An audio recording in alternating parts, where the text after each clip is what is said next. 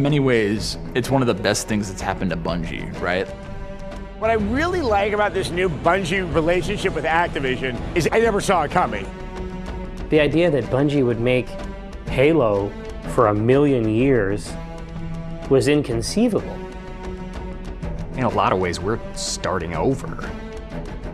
I can't wait to see where Bungie is going to take us next. I know it's going to be ambitious. I know it's going to be something exciting. I just want to find out some details on it. Being an underdog and having something to prove and remembering that we're not the top dog anymore is a great thing to happen to us. We're out on our own in the wilderness again, and we have to fight to bring every customer along with us. We've gone from a totally as sure as a thing can get with Halo to tackling a challenge which is even bigger than Halo with no real guarantee of success. There has to be some scared dangling out over the edge of the cliff and hoping that the rope we're weaving is going to hold us. I love being the underdog. It does bring back the early days. We got this great idea and we don't really understand it. It's going to be fun to figure it out.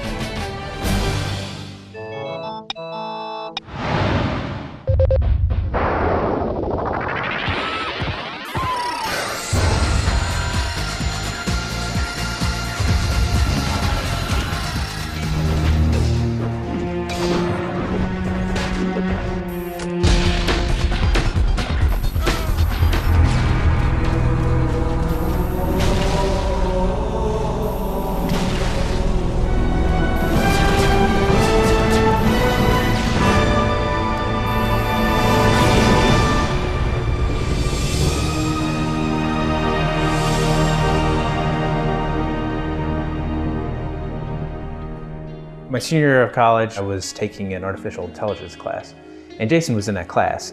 He had a way cooler computer than I had, which really pissed me off. So, we just got to talking and thought maybe we should try partnering up.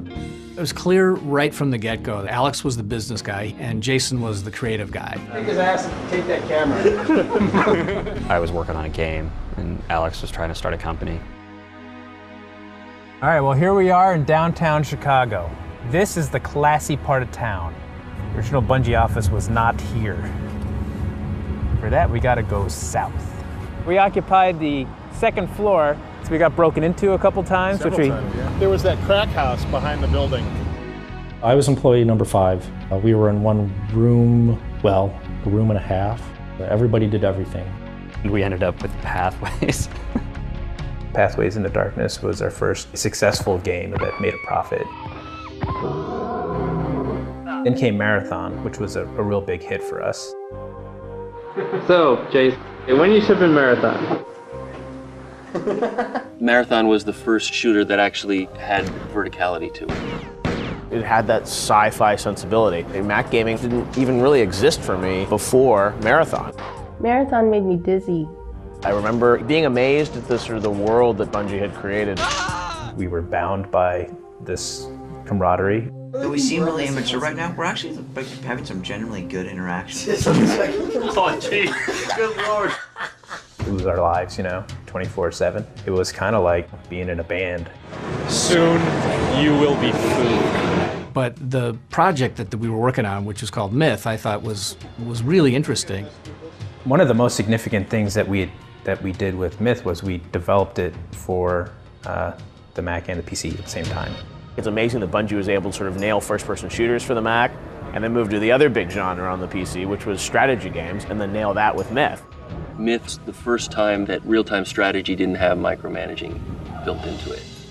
Sir, we're moving. Myth was a revolution. Hold your fire! It was an RTS that got rid of all the RTS both. You use the terrain to your advantage, which isn't something that a whole lot of games did at the time. I think Tuncer needs to get the shaft. I definitely didn't think Bungie was going to last. It didn't seem like they had a real plan for the future.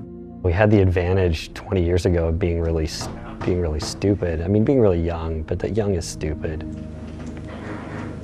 That's pretty cool. In that mindset, like anything is possible, so you just get started and then you figure out what's hard on the way. This is what I think of the Computer Game Developers Conference. The first time I met Jason, he said, "Why are you okay with building environments the way that you're building environments?" And I said, "Well, why would I not be okay? Like, I have some other choice?" And he said, "Yeah, absolutely." That sort of gave me a hint as to, oh, okay, that's kind of what our culture is about. I think it all starts with the idea that we were our own customer and that anybody else who was going to play our games, you know, we were in their shoes. A big moment in Bungie. I think the one that stands out to me more than anything else is the Myth 2 installer bug. That installer bug that would remove your computer? Yeah, if you tried to uninstall the game, it was just a scorched earth policy, like, oh, you don't like Myth? Well, we're taking your machine. There was 500,000 units that were boxed and shrink wrapped and everything else. Alex decided to do the right thing and recalled all the copies. It was just horrible. They had to reprint all the discs. Everybody was in the office stuffing new CDs into boxes of Myth 2. That cost the company a good chunk of money. It was at least $1 million mistake. A misstep like that is going to put you in some serious jeopardy.